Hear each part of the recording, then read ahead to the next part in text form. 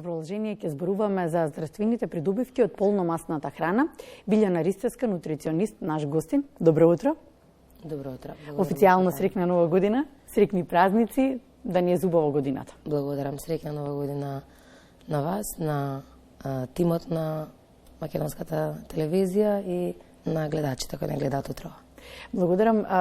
Со оглед на тоа дека зимскиот период и препараките кои што доаѓаат од вас, особено нутриционистите се гласни што треба да се конзумира, со што треба ние да го полниме организмот, наспроти летниот период и детоксот и така натаму, секое време се носи свои и придобивки, но и грешки кои што знаеме да ги направиме и да си отежнеме, односно да ги занемариме тие здравствени придобивки.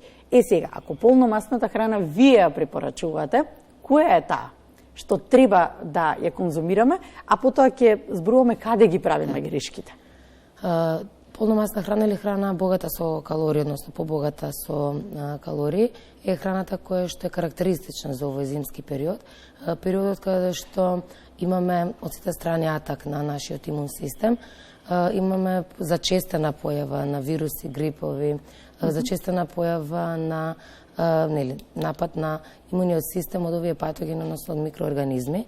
Тогаш се препорачува храна која што е со поголем број на калории, меѓутоа тие калории мора да бидат квалитетни и здрави калории. Не е по секоја цена дека е зима, зимски период, дека вие треба постојано нешто да џвакате и да внесувате во текот на денот. Да имате потреба постојано нешто да внесувате. А потребата се јавува од причина што помалку време поминуваме надвор, времето е такво какво што е, загадено, денот е пократок, имаме помалку сончеви периоди и некако сме така стационирани во домот и во затворен простор и од нема и каде ни текнува да посегнеме по нешто да исконзумираме во текот на денот. Полномасната храна во овој период подразбира внесени на повеќе храна од животинско потекло, односно месо. Ајде според нашата традиција, точно. Според нашите во овој период од годината сега празниците, гозбите, трпезите полни, најчесто се месото на трпезата, руската салата, сланината, чварките. Значи сето тоа што го напоменав како намирница, освен руската салата, секако дека е од корист за организамот, помасното мевце во овој период, од причина што го загрева телото повеќе, депонира енергија повеќе, во овој период некако тоа ни е и потребно. Ако сме погладни, сме некако и меланхолични, па не паѓа нивото на расположение во текот на денот и постигнуваме по храна. Да, енергијата. Точно. Да. Ова е таа храна која што не можам да кажам дека е нездрава храна, ниту чварките, ниту сланината, ниту месото. Меѓутоа мора да биде исконзумирана во текот на денот во количини кои што се препорачливи за една личност и не во комбинација со сите овие што ги напоменав. Не може вие да конзумирате и руска салата, и свинско месо, и сланина, и чварки, па и некое варено јајце, па и сирење, кашкавал, во еден исти... сармичка. И сарма, точно. Во еден исти оброк. Никако. Тогаш не правиме... тука се грешките. Точно. Тука од здравствени придобивки доаѓа до здравствените губи на организмот. Да. Ако се придобивките добар внес на D-витамин во текот на денот преку конзумација на овој вид на храна, па и масната риба, жолчката од јајце, некои што имаат добра количина на D-витамини, телешки од жигер исто така, ако е тоа добрата страна и бенефитот од конзумацијата, зборувам во ограничена и дозирана количина, од друга страна, ако вие ќе прекумерно внесете од истото, вие само го оптеретувате прво и основно дигестивниот систем, понатаму, заради големата количина на масти, го оптеретувате кардиоваскуларниот систем. Со самото тоа, како тоа ќе се кои ќе бидат симптомите или како ќе се искарактеризира во нашиот организам, зависи од понатаму од мастите во крвотокот, односно холестеролот, меѓу нас познат како HDL и LDL и триглицеридната компонента, која што во моментот можеби нема да покаже висока референтна гранична вредност, меѓутоа доколку така продолжите или кога веќе ќе запролети, тогаш ќе изгубите енергијата, ќе рече зима беше, не сум навикнат, затоа сега ми се случува. Не. Во текот на зимата што сте јаделе, на пролет ќе ви дојде цехот на сметката да си го платите. Го споменавте D-витаминот, кој што треба некако сојузник да ни биде зимскиот период и малку повеќе да го дружиме. Секако. Да, ние споменавте тиквата. Да, ме зачуди оти како ја нарекуваат зимската убавица. Така. Да. Тиквата изобилува со витамин А повеќе, односно со бета-каротенот, тој провитамин, нели, кој што во нашиот организам се синтетизира како провитамин А, односно сите оние портокалови намирници кои што сега ги имаме во текот на зимскиот период, тука влегува, нели, и морковот, тиквата, намирник кој што го има во есенско-зимски период и костанот кој што изобилува со Б витамини, нели, витамини од групата Б, кои што исто така треба да бидат застапени овој период, полнозрнестите житарки, значи житарката од цело зрно, како што се, нели, сите интегрални жита, овесот, ржот, јачменот, секако дека треба да бидат застапени. Кога сме кај Д витаминот, тој е витамин кој што се грижи за имунолошкиот систем наш, прави добар баланс, нели, на имуните клетки во нашиот организам и е секако од корист и бенефит за внес во овој есенско-зимски период, од причина што, како што претходно напоменав, имаме помалку сончеви периоди, денот е пократок, а самото сонце е единствениот извор на и најголем извор на Д витамин за нашиот организам и нашето тело, за среќа, има улога, функција и можност да го синтетизира во организамот како Д витамин. Да бидеме малку посвесни во комбинацијата на храната, и тука го лоциравме најголемиот проблемот и самата наше поднебие, самата наша традиција ни дозволува да имаме приубава храна, приубави рецепти и здравствени придобивки од истите. Овој период е последната недела од постот, така ова е најдолгиот пост. До сабота. Да, до сабота, така.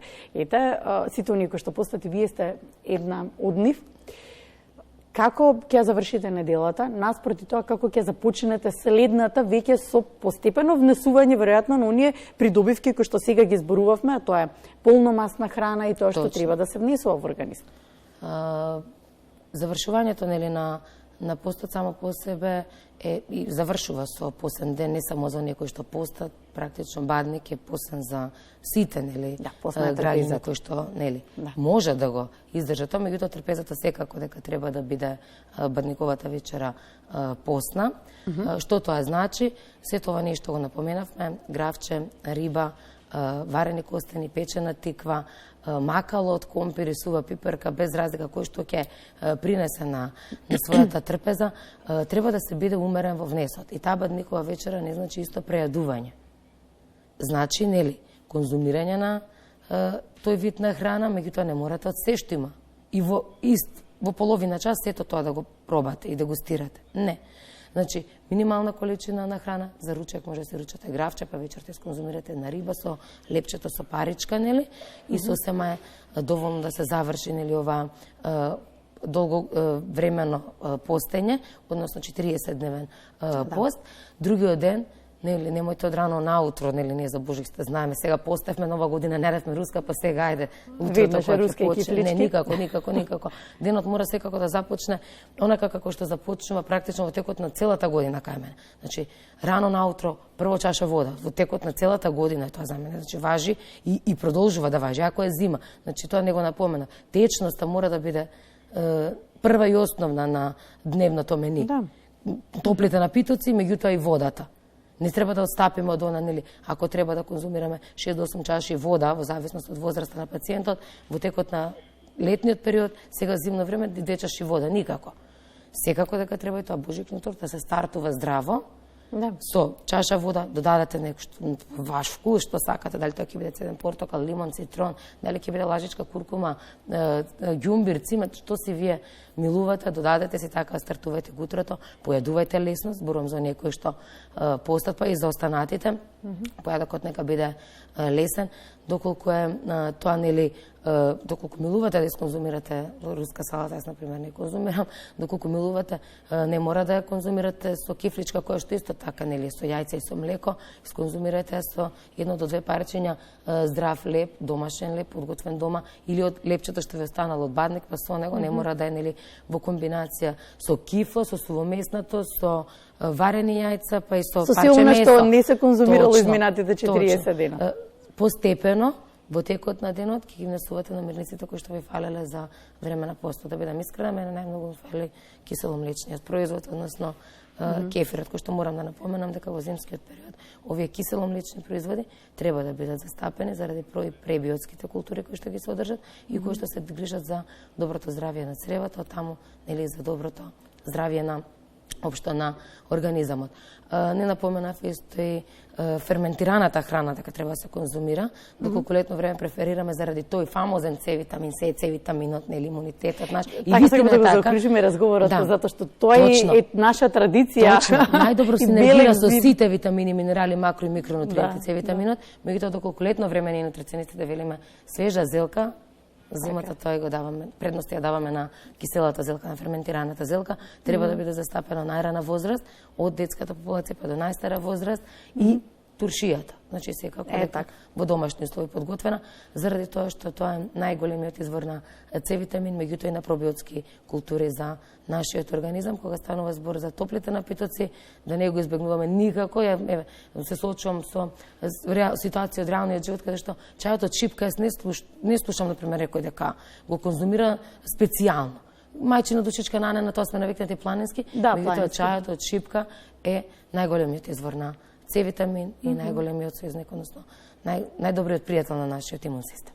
Ако сезонски треба да го почитуваме поднебието и така да се исхрануваме, ова се што го зборувавме, овие препораки важат до крајот на февруари месец, од почетокот на март веројатно ќе ни биде друг разговор. Секако, од причина што сега некако сме пооскудни во тој поглед на свеж овошје и зеленчук и некако ги занемаруваме, па затоа на база на тоа нели внесуваме повеќе калорична и празнокалорична храна можеби, затоа што повеќе надостапни се, не знам, грицки, не знам, сладки намирници, под надостап се ќе влезете во маркет, можете да купите, меѓутоа сега не можете да купите цреши, не можете да купите вишни. Но затоа алтернатива секогаш имаме, цитрусите се во овој момент на располагање, кивите, мандарините, портокалите, ананас има, значи слободно може да се конзумираат во текот на зимскиот период. Веќе од март е друга приказна, тука веќе имаме нели лепезата е малку ќе биде нели широка. Веќе од март месец ќе започнеме со детоксот и ќе ни биде друг разговорот. Благодарам за гостувањето, благодарам, посакувам убава и успешна да биде годината, да се гледаме за убави работи како и досега. Благодарам и вам.